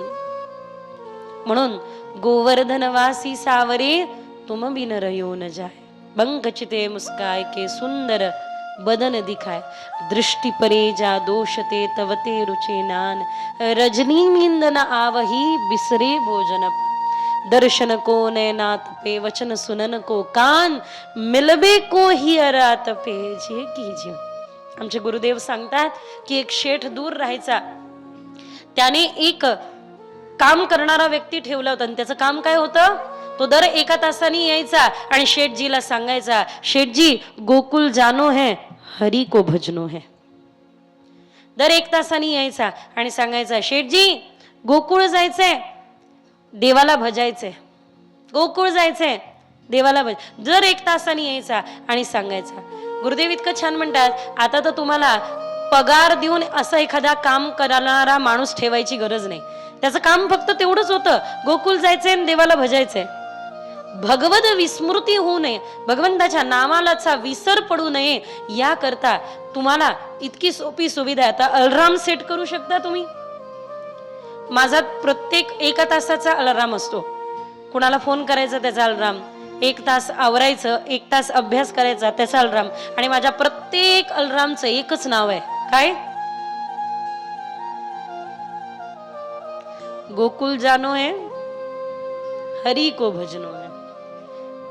भगवद विरह हा राहिला पाहिजे कुठेतरी, भगवंताचं स्मरण. विष्णू म्हणून म्हणलंय ना की आपल्या ग्रंथांनी सांगितलंय, भगवंताचं विस्मरण सगळ्यात मोठी आपत्ती आहे आणि भगवत स्मृती ही सगळ्यात मोठी संपत्ती आहे. तर या ठिकाणी काय व्यवस्था केली माहितीये गोपिकांनी? इकडे गोपिकांनी भगवंताचं स्मरण करावं, पण गोपिकांनी ही व्यवस्था केली की आता देवाने गोपिकांचं स्मरण करावं, ही व्यवस्था भक्ताने करावी. प्रभू रामचंद्र केवटाला काही द्यायला उबसले. केवटा काय तुला पाहिजे? केवट म्हणे नाही नाही नाही नाही प्रभू, काही नको. आणि एक काम करा, परत याल त्यावेळेला द्या, परत याल त्यावेळेला द्या. केवट कशाची व्यवस्था करतोय माहितीये? आता राम प्रभू इथून जातील आणि काही जर का प्रभूंना सापडलं तर काय विचार करेल, अरे हे केवटाला देऊ, हा आपण हे केवटाला देऊ. म्हणजे आतापर्यंत केवटाने प्रभू रामचंद्राचं भजन केलं, इथून पुढे रामांनी केवटाचं स्मरण करावं याची व्यवस्था केवट करत आहे. भक्तांनी अशीच व्यवस्था करावी की देवाला आपली आठवण यावी. एक दिवस देवाला जर का मी स्नान नाही घातलं तर काळे काळे होऊन जातात. मी मुलींना म्हणत असते, माझ्या देवाला काळं केलं तुम्ही. देवाला आपलं स्मरण व्हायला पाहिजे की नाही? देवानी पण वाट पाहायला पाहिजे, अगं तू ये माझी आंघोळ घाल, मी काळा झालोय. देवाला आपली सवय लागावी, याची व्यवस्था भक्ताने करावी. आमच्या दीदी फार सुंदर सांगतात की बेटा, एक रूप भक्ताचा मोक्ष काय असतो, एक रूपाने आपण इथे तद्रूप होऊन जाणे, चिद्रूप होऊन जाणे. आपल्याला जी मुक्ती पाहिजे ती सामिप्य मुक्ती, ती आपल्याला कोणती, सायुज्य, सामिप्य, सालोख्य अशी मुक्ती नको.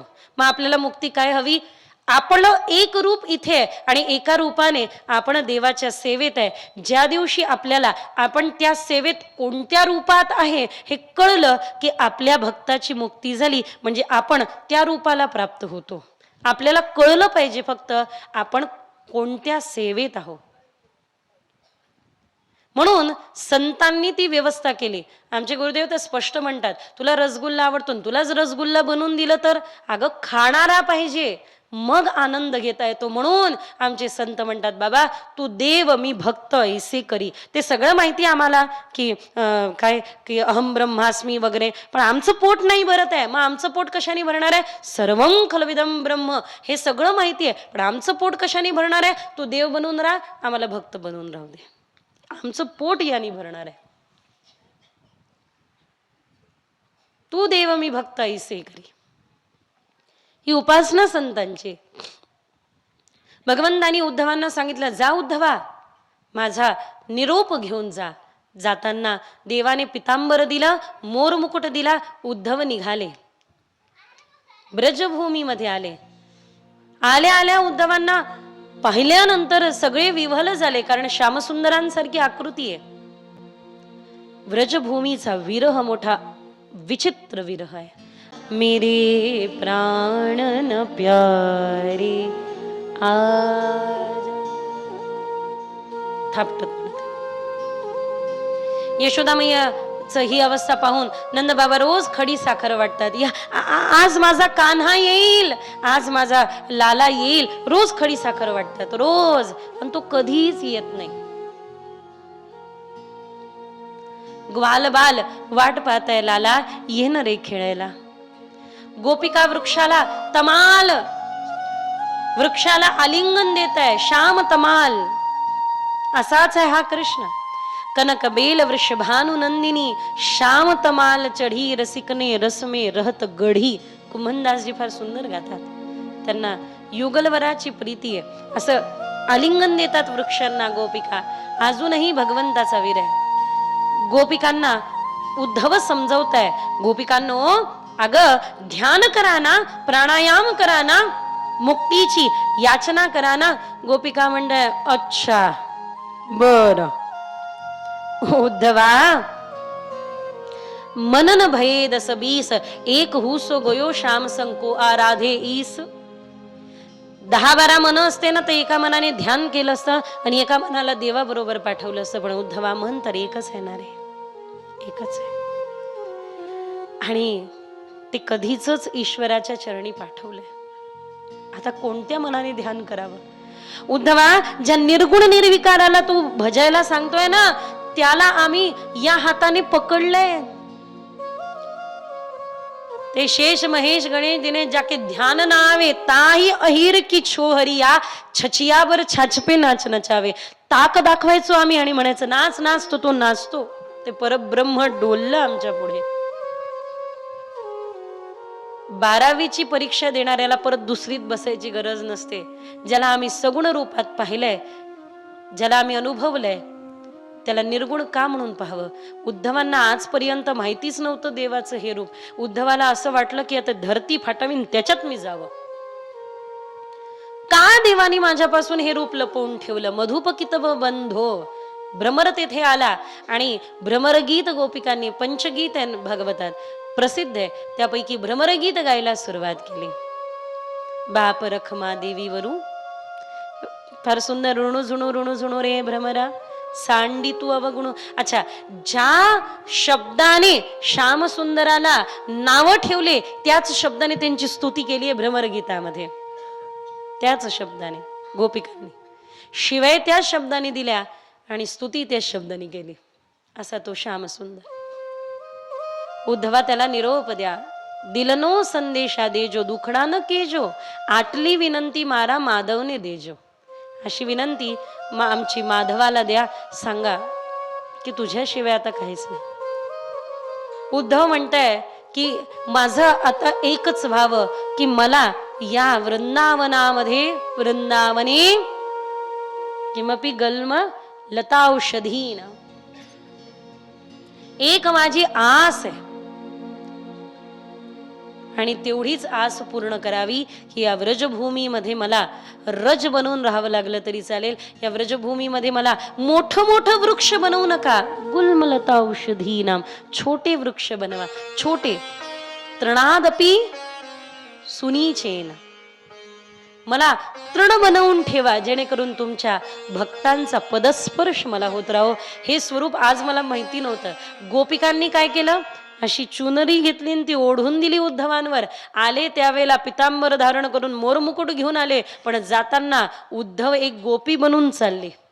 ज्ञान आता परिपूर्ण झालेलं आहे, त्यामध्ये भक्तीचा रस आलाय. तर अशी चुनरी घेतली डोक्यावरती. जरा तुमचा पदर धरा, असा डोक्यावर पदर धरा. देवाच्या तुम्ही नवरी आहात. या जन्माचे पती असो नसो, तो अनंत जन्माचा आपला पती सदा सदा सर्वदा आहे. पकडा, जरा नीट पकडा.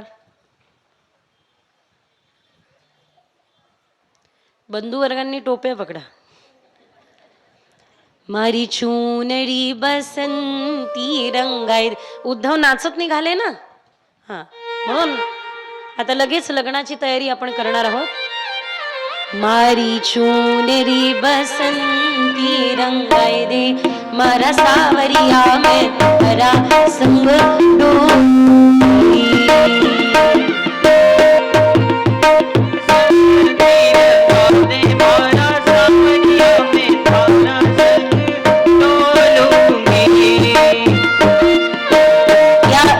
भजनामध्ये म्हणायला जातं, नरसे तो माने नार बनाय दे. आता तुम्ही फेटा घालून दिला, चुनर कुठे पकडू.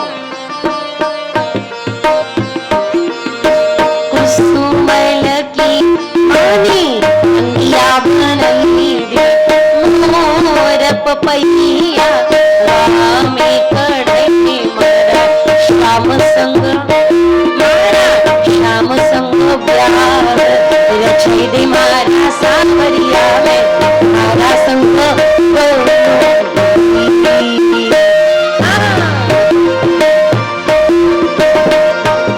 पूरो सोहल श्रृंगार कराई दे, नरसे तो माने नार बनाई दे, मारा श्याम संग ब्याह रचाई दे, मारा सावरिया मैं तारा संग डोलूंगी.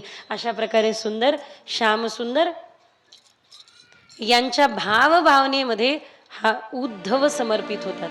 आणि आता लग्नाची तयारी करा, काही हरकत नाही. उद्धव वापस येतात, भगवंताला समर्पित होतात. मथुरेवरती या काय तो तुझ्या घराच्या बाजूला राहतात ते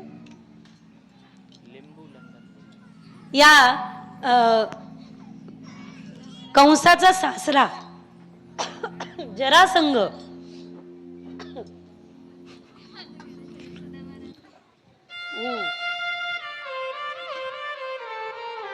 ही म्हणते माझ्या घराजवळ जरासंग नाही, सुदामा राहतात. तर अस्ती आणि प्राप्ती हे राजा कंसाच्या दोन कन्या पत्न्या, आणि त्या राजा कंसाच्या पत्न्या अस्ती आणि प्राप्ती यांचे पिता जरासंघ. या जरासंघाने काल्यवनाला पाठवलं. भगवान या काल्यवनासमोरून रणांगण सोडून पळाले, म्हणून रणछोड झाले. एकदा म्हणा, रणछोड भगवान की जय हो. आणि कुठे गेले हे पळून? मुचकुंद जिथे निजलेले आहेत, देवासुर संग्रामामध्ये मुचकुंदांनी साथ दिली. त्यांच्या अंगावर पितांबर टाकलं. मुचकुंदांना वरदान आहे, जे कोणी झोपेतून उठवेल त्यांच्या नेत्राग्नीने भस्म होईल.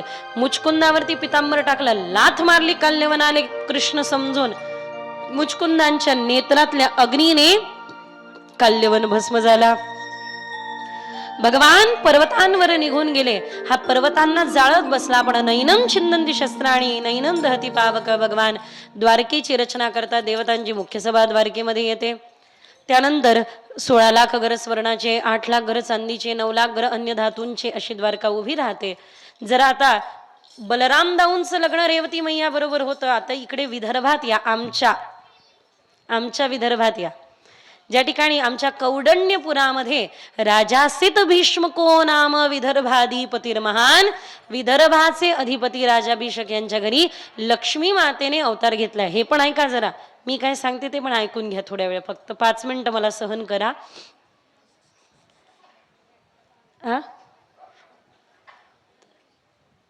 तर यानंतर भगवान गोपालकृष्णाच्या विवाहाची आपण तयारी करत आहोत. तर भगवंताला अतिशय सुंदर रुक्मिणी मातेचा विवाह शिशुपालाशी निर्धारित झाला, शालव नरेश शिशुपाला बरोबर.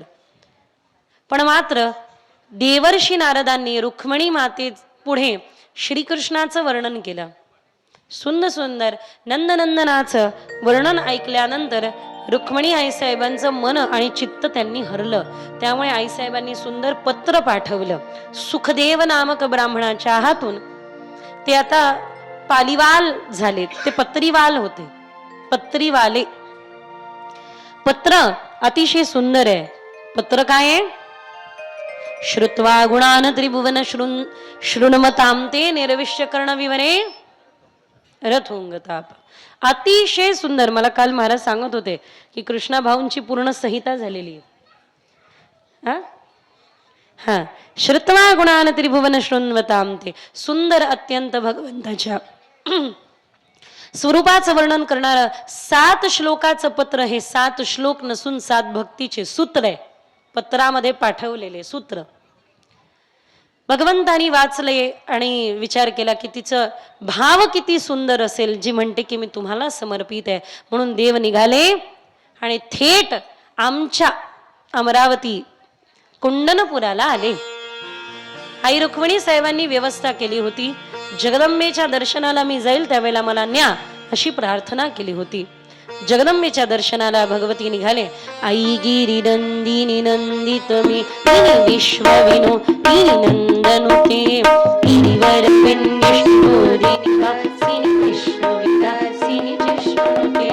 भगवती शितिकंठ कुटुंबिनी भूरि कुटुंबिनी भूरि कुटे जय जय हे महिषासुरमर्दिनी रम्यकर्दिनि शैलसुते सुरवर वर्षि दुर्धरदर्शि दुरमतम हर्षपते त्रिभुवन ओषधि शङ्करतोषधि श्रेणी ओषरते धनुजनिरो श्रेणी दितिसुतरो श्रेणी दुर्मधुषु श्रेणी सिन्धुसुते जय जय हे महिषासुरमर्दिनि रम्यकपर्दिनि शैलसुते. सुंदर अशा प्रकारे विवाहाची तयारी झाली.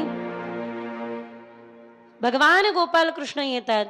रुक्मिणी आई साहेब जे जगदंबा मातेच्या दर्शन घेत आहे आणि जगदंबेचं प्रार्थना पूजन आदी करत आहे, त्यांचा हात पकडून भगवान गोपाल कृष्ण पळून नेतात.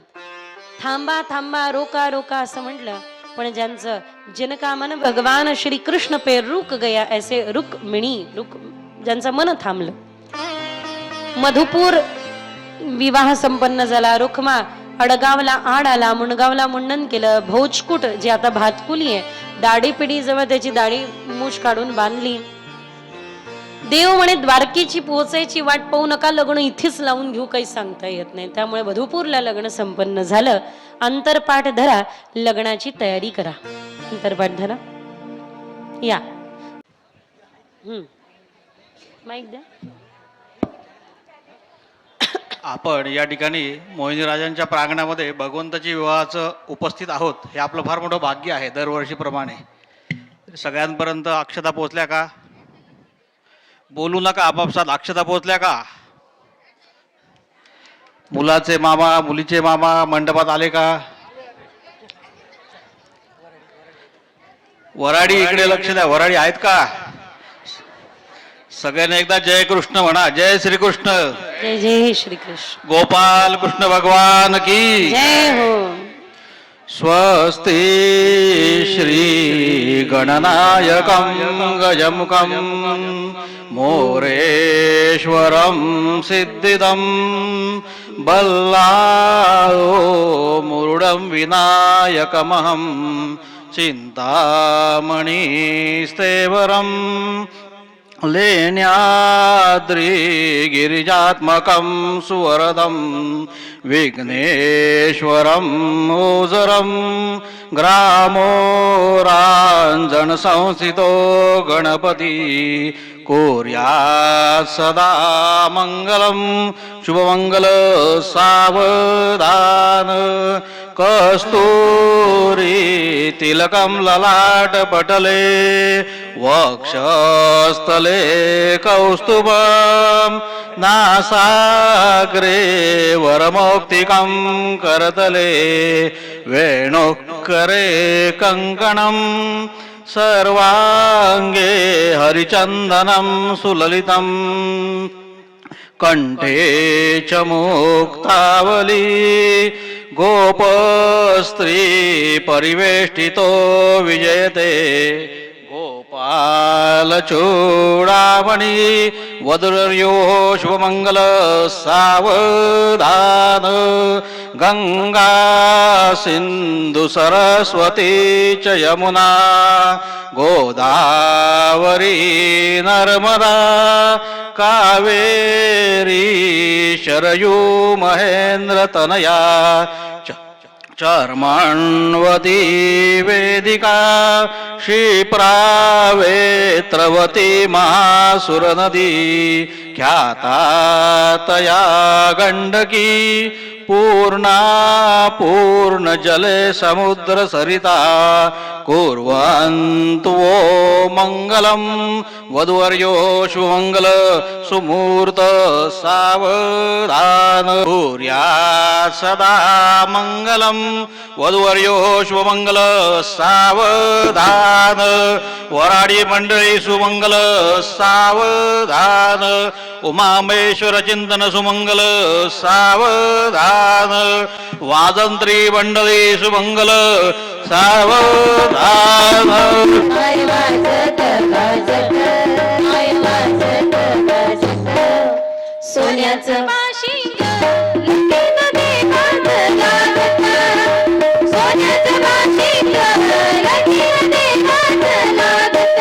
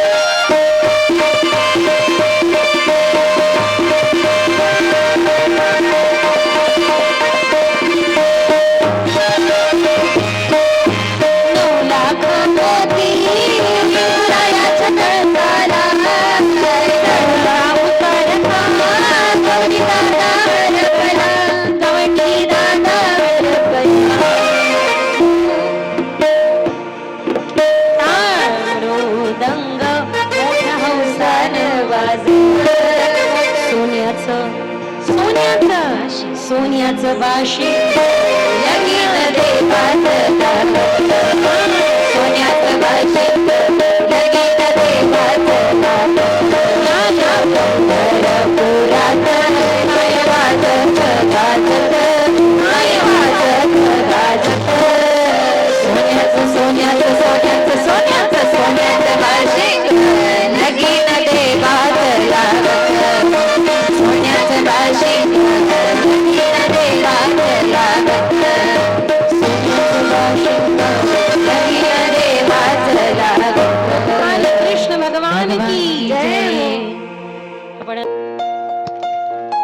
आज आपल्या या भगवंताच्या विवाह सोहळ्यासाठी दिदीजींना सुंदर असा फेटा बांधणाऱ्या आमच्या दीपाली वहिनी आवटी, सुदर्शन फेटामेकर यांच्यासाठी आपण एकदा जोरदार टाळ्या वाजूया. आज दिदींनी आपल्या कथेतून गोपी आणि राधा यांच्या भक्तीचा वेगवेगळ्या प्रकारचा मार्ग आपल्याला सांगितला. नवविधा भक्ती सांगितली. चतुर्विध पुरुषार्थ बरोबर परम पुरुषार्थ 5वा भक्तीचा वर्णन केला. स्वामी रामदास स्वामींच्या शब्दामध्ये जर सांगायचं तर दिनाचा दयाळू, मनाचा मवाळू, स्नेहाळू, कृपाळू, जनी दासपाळू, तया अंतरी क्रोध संताप कैसा, जगी धन्य तो दास सर्वोत्तमाचा. दास सर्वोत्तमाचा असा आपला देश देखील सर्वोत्तम व्हावा म्हणून आपत्ती प्रसंगी सेवाभाव धारण करणारे आणि वेळ प्रसंगी आपली मूठ अन्यायाच्या विरुद्ध तयार करणारे, आपल्यासारखी माणसं तयार करणारे असे विविध शाखांचे, राष्ट्रीय स्वयंसेवक संघाच्या शाखांचे स्वयंसेवकांना आज आपण आरतीसाठी निमंत्रित केलंय. सर्व